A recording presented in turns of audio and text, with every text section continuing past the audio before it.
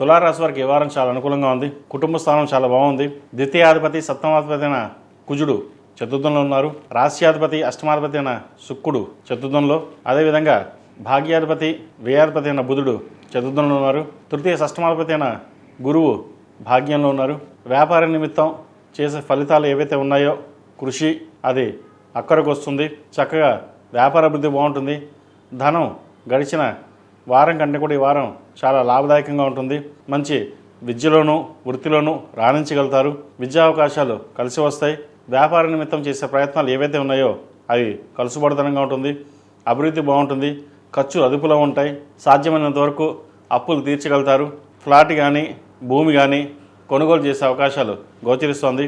ధనాన్ని సాధ్యమైనంత వరకు మంచి ఖర్చులకే చేయడం, అదేవిధంగా దైవ దర్శనాలు చేసుకోవడం జరుగుతుంది.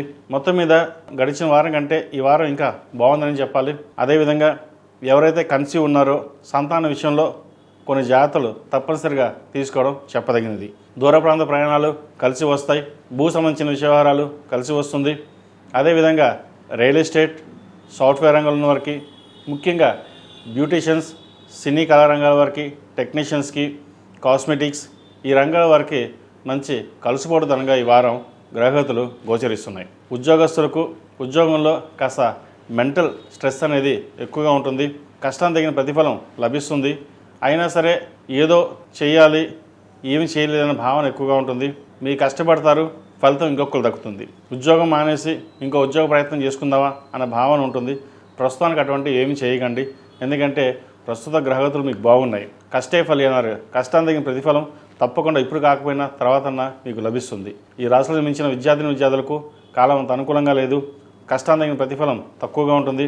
ఎక్కువ శ్రమించాల్సిన పరిస్థితి గోచరిస్తోంది. పరీక్షలు కూడా దగ్గర పడుతున్నాయి. ప్రతిరోజు దక్షిణామూర్తి స్తోత్రం పఠించడం లేదా దక్షిణామూర్తికి నామస్మరణ చేసుకోవడం చెప్పదగిన సూచన. దక్షిణామూర్తి రూపం మెడలో వేసుకోండి. మంచి ఫలితాలు సంప్రాప్తిస్తాయి. ఈ రాశిలో జన్మించిన స్త్రీలకు వృత్తి ఉద్యోగాల పరంగా, వ్యాపారపరంగా చాలా సానుకూలంగా ఉంటుంది. ఉద్యోగంలోనూ వ్యాపారంలోనూ మంచి కలుసుబాటుతనం, వ్యాపారపరంగా మంచి కలిసి వచ్చే విధంగా గ్రహగతులు గోచరిస్తోంది. కష్టాన్ని తగిన ప్రతిఫలం లభిస్తుంది. సాధ్యమైనంత వరకు మీరు ఎంత కష్టపడతారో అంత ఫలితం ఈ వారం వచ్చే విధంగా గ్రహగతులు గోచరిస్తోంది. అధికంగా ధనం కూడా వచ్చే అవకాశం లేకపోలేదు. ఆ వచ్చిన ధనాన్ని బంగారం కానీ భూమి కానీ కొనుగోలు చేయండి. మంచి ఫలితాలు భవిష్యత్తులో ఉంటాయి. మీరు కొన్న స్థిరాస్తుల విలువ పెరుగుతుంది. ఎప్పుడో కొన్న భూములకి ఇప్పుడు లాభదాయకంగా ఉంటుంది. మీ పేరు మీద ఉన్న భూములు ఏవైతే సేల్ చేద్దాం అనుకున్నారో అవి ప్రయత్నాలు ప్రారంభించండి. మంచి ఫలితాలు సంప్రాప్తిస్తాయి. అదేవిధంగా సహోదరుల మధ్య చిన్నపాటి విభేదాలు వచ్చే అవకాశం లేకపోలేదు. వాటి విషయంలో జాగ్రత్త వహించాలి. ఆరోగ్యరీత్యా యూట్రస్ సంబంధించిన ఇబ్బందులు ఉండే అవకాశం గోచరిస్తోంది. వాటి విషయంలో జాగ్రత్తలు తీసుకోవాలి.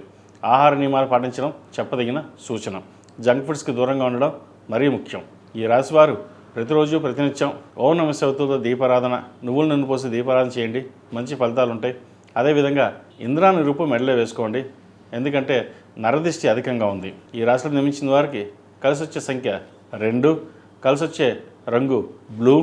ఏదైనా పని మీద బయటకు వెళ్ళినప్పుడు సోమవారం కానీ శుక్రవారం వెళ్ళండి. మంచి ఫలితాలు సంప్రాప్తిస్తాయి. ఈ పూజస్టోర్.in పసుపు కుంకుమ నుంచి దేవత విగ్రహాల దాకా అన్ని రకాల పూజలు, వ్రతాలు, గృహప్రవేశం, హోమాది శుభకార్యాలకు కావలసిన పూజా సామాగ్రి అంతా ఒక్కొక్క క్లిక్ తోనే మీ ఇంటి వద్దనే పొందండి. ఈ పూజస్టోర్.in